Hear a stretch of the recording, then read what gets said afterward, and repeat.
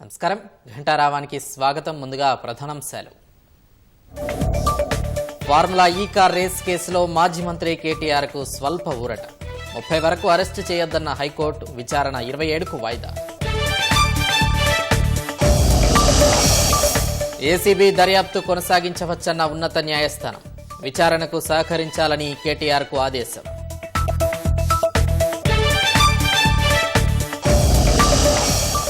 $55 కోట్లు కాదు 600 కోట్లు చెల్లించేందుకు కుట్ర చేశారన్న సీఎం, అక్రమాలను నిగ్గు తేల్చేందుకే విచారణకు ఆదేశించినట్లు వెల్లడి. ఈ కార్ రేసింగ్ కేసు అంశంపై అసెంబ్లీలో చర్చకు బీఆర్ఎస్ పట్టు, సభాపతి పోడియం వద్ద నిరసన తప్పుబట్టిన అధికార పక్షం. కుట్రపూరితంగా భూముల సమాచారాన్ని దేశం దాటించారన్న సీఎం, ఆర్థిక నేరాలకు పాల్పడిన కేసీఆర్పై కఠినంగా వ్యవహరించాలన్న రేవంత్. ధరణిపై ఫోరెన్సిక్ ఆడిట్కు ప్రభుత్వం నిర్ణయం, కీలకమైన భూ భారతి బిల్లుకు శాసనసభ ఆమోదం.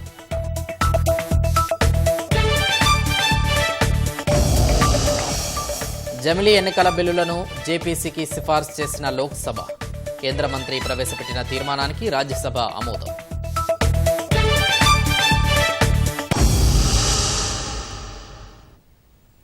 ఫార్ములా ఈ కార్ రేసింగ్ కేసులో కేటీఆర్కు హైకోర్టులో స్వల్ప ఊరట లభించింది.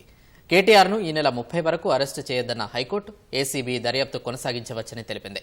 ఈ నెల 27 లోపు ప్రభుత్వం కౌంటర్ దాఖలు చేయాలని ఆదేశించిన హైకోర్టు తదుపరి విచారణను ఈ నెల 27కు వాయిదా వేసింది. ఫార్ములా ఈ రేస్ వ్యవహారంలో ఏసీబీ నమోదు చేసిన కేసును క్వాష్ చేయాలంటూ కేటీఆర్ దాఖలు చేసిన లంచ్ మోషన్ పిటిషన్పై హైకోర్టు విచారించింది. కేటీఆర్ తరపున సుప్రీంకోర్టు సీనియర్ న్యాయవాది సుందరంతో పాటు సీనియర్ న్యాయవాదులు ప్రభాకర్ రావు, గండ్ర మోహన్ రావు వాదనలు వినిపించారు. ప్రభుత్వం తరపున అడ్వకేట్ జనరల్ సుదర్శన్ రెడ్డి వాదించారు. ఫార్ములా ఈ కార్ రేసుకు సంబంధించి కేటీఆర్పై ఏసీబీ నమోదు చేసిన పలు సెక్షన్లు ఈ కేసుకు వర్తించవని కేటీఆర్ న్యాయవాది సుందరం వాదించారు. ఈ కార్ రేసింగ్ నిర్వహించేందుకు ఫార్ములా ఈ ఆపరేషన్స్తో 2022 అక్టోబర్ 25నే ఒప్పందం జరిగిందని, గతేడాది నిర్వహించిన సీజన్ 9 కార్ రేసింగ్ వల్ల 110 కోట్ల రూపాయల లాభం వచ్చిందని పేర్కొన్నారు. సీజన్ 10 కోసం ఓ సంస్థ తప్పుకోవడంతో ప్రభుత్వం ప్రమోటర్గా ఒప్పందం కుదుర్చుకుందని కోర్టు దృష్టికి తెచ్చారు. పాత ఒప్పందానికి కొనసాగింపుగానే కొత్త ఒప్పందం జరిగిందన్న కేటీఆర్ తరపు న్యాయవాది, ఎన్నికల కోడ్ ఉల్లంఘించారనడానికి ఎలాంటి ఆధారాలు లేవని అన్నారు. ప్రొసీజర్ పాటించలేదనడం సరైంది కాదని పేర్కొన్నారు. 14 నెలల తర్వాత కనీసం ప్రాథమిక విచారణ చేయకుండానే ఫిర్యాదు అందిన మర్నాడే ఎఫ్ఐఆర్ నమోదు చేశారని అన్నారు. కేవలం రాజకీయ కక్షలతోనే ఈ కేసు నమోదు చేశారని వాదించిన సుందరం, ఈ కేసులో ఎన్నో తప్పులు కనిపిస్తున్నాయని అన్నారు. సీజన్ 10 నిర్వహణకు ఒప్పందం కుదుర్చుకున్న స్పాన్సర్ వెనక్కి తగ్గడం వల్ల రేస్ నిర్వహణలో ఎలాంటి ఇబ్బందులు తలెత్తొద్దనే ప్రభుత్వం రంగంలోకి దిగిందని, అందులో భాగంగానే హెచ్ఎండిఏ చెల్లింపులు చేసిందని వాదించారు. ఆర్థిక శాఖ అనుమతి లేదని చెబుతున్న ఏసీబీ అధికారులు సెక్షన్లు మాత్రం మరో విధంగా నమోదు చేశారని వాదించారు. సీజన్ 10 కోసం అప్పటి ప్రభుత్వం 2 విడతల్లో 55 కోట్లను చెల్లించిందన్న కేటీఆర్ న్యాయవాది, సీజన్ 10 నిర్వహణ కోసం కుదిరిన ఒప్పందాన్ని కొత్త ప్రభుత్వం ఉల్లంఘించిందని, ఫార్ములా ఈ ఆపరేషన్స్ సంస్థకు చెల్లించాల్సిన మిగతా 50% డబ్బులను కొత్త ప్రభుత్వం చెల్లించలేదని కోర్టు దృష్టికి తెచ్చారు. అందుకే ఈ రేస్ నిర్వహించేందుకు కుదిరిన ఒప్పందం రద్దయిందని పేర్కొన్నారు. సుప్రీంకోర్టు తీర్పుల ప్రకారం ఎఫ్ఐఆర్ల నమోదులో ఆలస్యం తగదని, ఆలస్యానికి గల కారణాలను వివరించలేదని కోర్టు దృష్టికి తెచ్చారు. ఎఫ్ఐఆర్ నమోదు కంటే ముందు ప్రాథమిక విచారణ చేయాలని సుప్రీంకోర్టు తీర్పులున్నా ఆ విషయాన్ని ఏసీబీ అధికారులు పట్టించుకోలేదని వాదించారు. ఈ కేసులో అవినీతి ఎక్కడ జరిగిందో చెప్పకుండానే అవినీతి నిరోధక చట్టం కింద కేసు నమోదు చేశారని వాదించారు. నగదు బదిలీ అయిన ఫార్ములా ఈ ఆపరేషన్స్ సంస్థను ఎఫ్ఐఆర్లో చేర్చలేదని పేర్కొన్నారు. డబ్బును సొంత అవసరాలకు వాడుకుంటే నేరం అవుతుందని, కానీ ఇక్కడ అలాంటి ఘటనే చోటు చేసుకోలేదని కేటీఆర్ తరపున న్యాయవాది సుందరం కోర్టు దృష్టికి తెచ్చారు.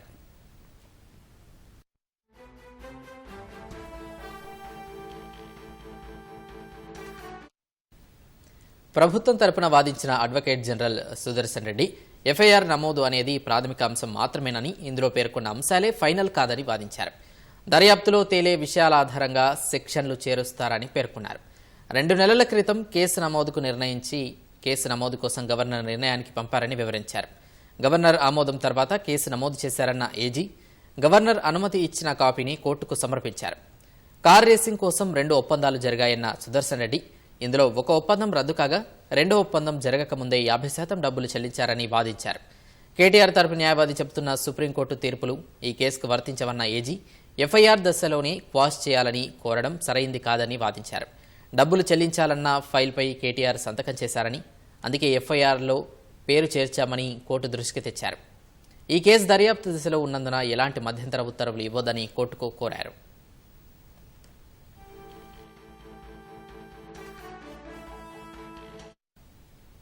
కౌంటర్ వాదనలు వినిపించిన కేటీఆర్ న్యాయవాది సుందరం ఏసీబీకి ఫిర్యాదు చేసే ముందు ప్రభుత్వం అంతర్గత విచారణ చేసిందని, ఆ తర్వాతే ఏసీబీకి ఫిర్యాదు చేసిందని పేర్కొన్నారు.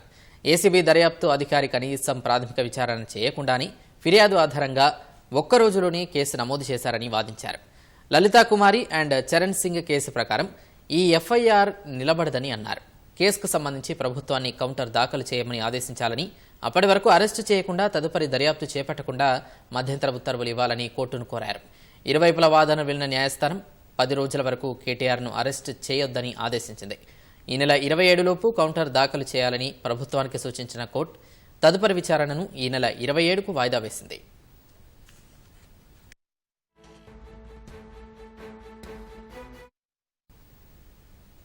ఫార్ములా ఈ కార్ రేసింగ్ అంశంపై అసెంబ్లీ అట్టుడికింది. ఉభయ సభల్లో చర్చకు బీఆర్ఎస్ సభ్యులు డిమాండ్ చేస్తూ నిరసనలకు దిగడం తీవ్ర గందరగోళానికి దారితీసింది. భూభారతి బిల్లుపై చర్చ జరగనివ్వకుండా బీఆర్ఎస్ ఎమ్మెల్యేలు సభాపతి పోడియం వద్ద పేపర్లు చింపి నినాదాలు చేయడం మరింత ఉద్రిక్తతకు దారితీసింది. రంగంలోకి దిగిన మార్షల్స్ బీఆర్ఎస్ ఎమ్మెల్యేలను నిలువరించారు. సభాపతి ఆందోళన చేస్తున్న సభ్యులతో చర్చించినా లాభం లేకుండా పోయింది. ఏసీబీ పరిధిలో అంశాన్ని సభలో చర్చించడమేంటని మంత్రులు, అధికారపక్ష ఎమ్మెల్యేలు బీఆర్ఎస్ తీరును తప్పుబట్టారు. సమాధానం చెప్పేందుకు కేటీఆర్ సిద్ధమని మాజీ మంత్రి హరీష్ రావు తెలిపారు. ఫార్ములా ఈ రేసుతో హైదరాబాద్ కు మరింత గుర్తింపు తెచ్చేందుకు కేటీఆర్ కృషి చేశారంటూ హరీష్ రావు పేర్కొన్నారు. నేనేమంటున్నా అంటే, ఒకవేళ మేము తప్పు చేసినామంటున్నారు కదా, ఏం తప్పు చేసినామో ఈ సభలో చర్చ చేయడం ద్వారా ఈ రాష్ట్ర ప్రజలకు చెప్పండి. మేము తప్పు చేయలేదు, మేము ఈ రాష్ట్రం కోసం చేసినామని మా నాయకుడు కేటీఆర్ గారు కానీ బీఆర్ఎస్ పార్టీ తరఫున మేము కూడా విషయాలు ప్రజల ముందు పెడదామని అంటున్నాం. మేము ప్రభుత్వాన్ని కోరేది మాకు స్పష్టమైన హామీ ఇస్తే మేము సహకరిస్తాం. ఇవాళ ఈ బిల్ తర్వాత చర్చ పెట్టారా, ఈ బిల్లు ముందు చర్చ పెట్టారా? ప్రభుత్వం తరఫున రెవెన్యూ మినిస్టర్ గారు ఉన్నారు, వారు లేచి సార్ ఒక్క మంత్రి కూడా సభలో లేడు సార్. మీరు చూడండి, శాసనసభ అంటే ఎంత గౌరవం ఉందో ఒక్క మంత్రి కూడా సభలో లేడు sir. I don't want to going to that. మేము అనేది ఒక్కటే, ఈ కార్ రేసింగ్ విషయంలో ఈ అసెంబ్లీ నడిచేటప్పుడు ఒక ఎమ్మెల్యే గారి మీద అక్రమ కేసు పెట్టిండ్రు. దయచేసి మీ ద్వారా కోరేది, ప్రభుత్వం చిత్తశుద్ధి ఉంటే మీరు పెట్టింది అక్రమ కేసు కాకపోతే వెంటనే ఈ సభలో ఈ కార్ రేసింగ్ అంశం మీద చర్చ జరపాలని మీ ద్వారా ప్రభుత్వాన్ని కోరుతా ఉన్నాం. సభ్యుడికి, ఎందుకంటే సార్ ఒక కేసు పెట్టేటప్పుడు అసెంబ్లీ నడిచేటప్పుడు ఒక సభ్యుడి మీద అక్రమ కేసు పెట్టినప్పుడు ఆ సభ్యుడికి చెప్పుకునే అవకాశం ఇవ్వాలి కదా సార్. అది తప్ప ఒప్ప కేటీఆర్ గారికి మీరు అవకాశం ఇస్తే వారు మాట్లాడితే మీకు, ప్రభుత్వానికి, రాష్ట్ర ప్రజలకు కూడా ఒక క్లారిటీ వచ్చేటువంటి అవకాశం ఉంటుంది అధ్యక్ష. ఇది ముమ్మాటికి అక్రమ కేసు. ఫార్ములా ఈ రేస్ కేసు ఒక వ్యక్తికి సంబంధించిన అంశమని, బిల్లు అనేది రాష్ట్ర ప్రజలకు సంబంధించిన అంశమని స్పీకర్ గడ్డం ప్రసాద్ హరీష్ రావుకు నచ్చజెప్పారు. అయినా చర్చ చేపట్టాల్సిందేనంటూ బీఆర్ఎస్ ఎమ్మెల్యేలు ఆందోళన కొనసాగించారు. ఫార్ములా ఈ రేస్ పై అసెంబ్లీలో చర్చించేందుకు ప్రభుత్వానికి భయమెందుకని నిలదీశారు. స్పీకర్ పార్టీ నేతగా వ్యవహరించొద్దంటూ నినాదాలు చేశారు. ఈ క్రమంలో భూభారతి బిల్లుపై రెవెన్యూ మంత్రి పొంగులేటి శ్రీనివాసరెడ్డి చర్చ ప్రారంభించగా అప్పటికే నినాదాలు చేస్తున్న బీఆర్ఎస్ ఎమ్మెల్యేలు మంత్రికి అడ్డుపడ్డారు. స్పీకర్ పోడియం వైపు దూసుకెళ్లేందుకు ప్రయత్నించారు. వారిని మార్షల్స్ అడ్డుకున్నారు. ఈ క్రమంలో పలువురు బీఆర్ఎస్ ఎమ్మెల్యేలు పేపర్లు చింపివేసి సభాపతి స్థానం వైపు విసిరారు. ఈ దశలో తీవ్ర గందరగోళం నెలకొనగా స్పీకర్ సభను 15 నిమిషాలు వాయిదా వేశారు. ఒక వ్యక్తికి సంబంధించిన అంశంపై బీఆర్ఎస్ నేతలు అసెంబ్లీలో రచ్చ చేయడం సరికాదని రెవెన్యూ మంత్రి పొంగులేటి శ్రీనివాసరెడ్డి మండిపడ్డారు.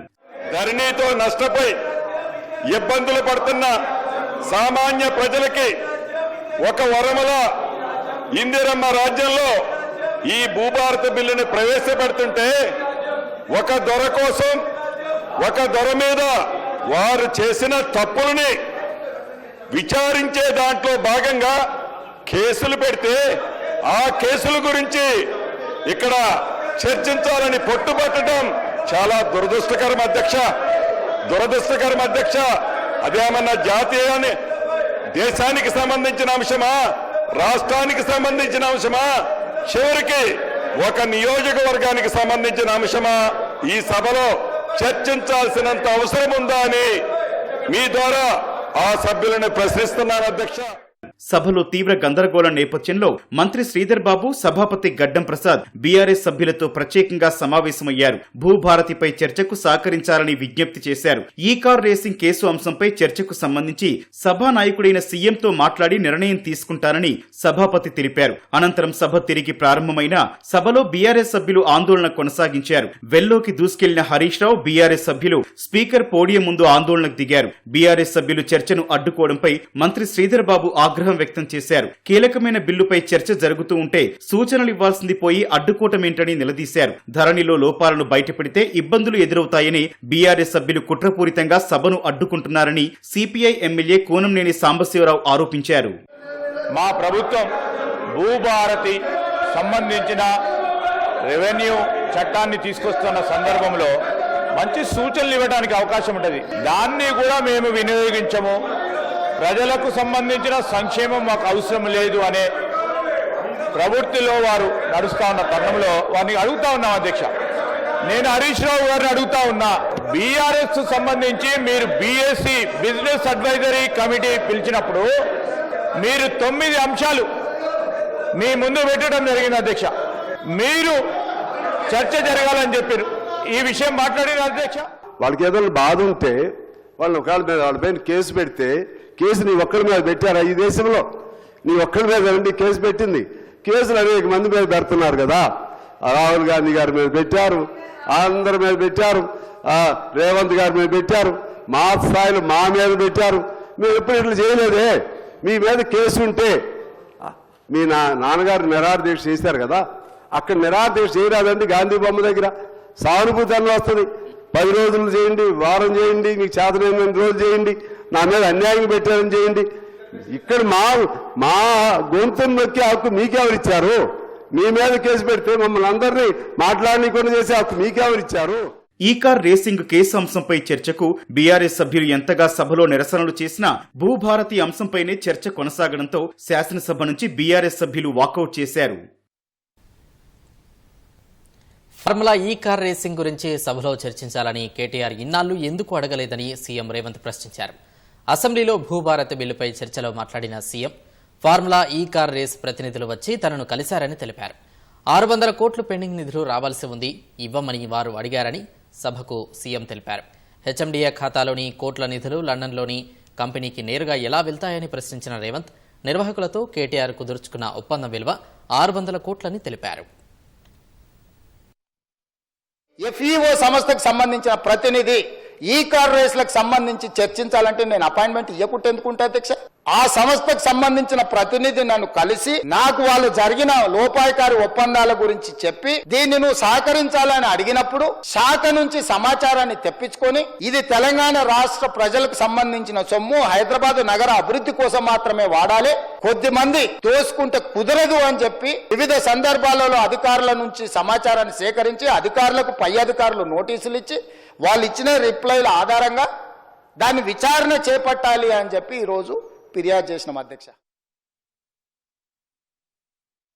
ఎంఏయుడి హెచ్ఎండిఏ నా దగ్గరనే ఉంది, పోలీస్ శాఖ నా దగ్గరనే ఉంది, విచారణ చేసే శాఖ కూడా నా దగ్గరనే ఉంది. ఎక్కువ తక్కువ వివరాలు మాట్లాడితే విచారణ అధికారులు దీనికి ప్రభావితానికి లోనయ్యి నా మీద కక్షాపూరితంగా వ్యవహరిస్తుందని తారక రామారావు గారు అడ్వాంటేజ్ వాడుకుంటాడు అని చెప్పి నేను ఎక్కువ వివరాలు మాట్లాడతలేను అధ్యక్ష. 2023 డిసెంబర్ నుంచి 2024 డిసెంబర్ ఏసీబీ ఎఫ్ఐఆర్ చేసే వరకు క్రొనాలజికల్ గా జరిగిన అన్ని వివరాలను తొందరలోనే నేను అందరి ప్రజలకు వివరిస్తా. మాజీ మంత్రి కేటీఆర్ పై ఏసీబీ నమోదు చేసిన ఫార్ములా ఈ రేస్ కేసులో ఎన్ఫోర్స్మెంట్ డైరెక్టరేట్ ఈడీ రంగంలోకి దిగింది. ఈ కేసుకు సంబంధించిన ఎఫ్ఐఆర్ డాక్యుమెంట్లు ఇవ్వాలని ఏసీబీకి ఈడీ లేఖ రాసింది. ఈ కేసుకు సంబంధించిన వివరాలు రాగానే మనీ లాండరింగ్ కింద ఈడీ కేసు నమోదు చేయనుంది. హెచ్ఎండిఏ ఖాతా నుంచి నేరుగా విదేశాలకు నగదు బదిలీ చేయడంపై ఈడీ దృష్టి సారించినట్లు తెలుస్తోంది. ఆర్బీఐ అనుమతి లేకుండా నిధులు బదిలీ చేశారనే కోణంపై విచారణ చేసే అవకాశం ఉంది. ఫార్ములా ఈ కార్ రేసింగ్ పేరిట 55 కోట్లు విదేశాలకు చెందిన కంపెనీలకు మళ్లించారని ఆరోపణలపై పీఎంఎల్ఏ కింద ఈడీ కేసు నమోదు చేసి దర్యాప్తు చేయనుంది. ఎన్ఫోర్స్మెంట్ కేసు ఇన్ఫర్మేషన్ రిపోర్టు నమోదు చేసిన తర్వాత నోటీసులు జారీ చేసి విచారణ జరిపిన అనంతరం చర్యలు తీసుకోనుంది. ఫార్ములా ఈ రేసు వ్యవహారంలో ఇప్పటికే కేసు నమోదు చేసిన ఏసీబీ మాజీ మంత్రి కేటీఆర్ను ప్రధాన నిందితుడిగా పేర్కొంది. మాజీ పురపాలక శాఖ ప్రత్యేక ప్రధాన కార్యదర్శి Arvind Kumar, HMDA chief engineer BLN రెడ్డిని 2, 3 నిందితులుగా ఏసీబీ చేర్చింది.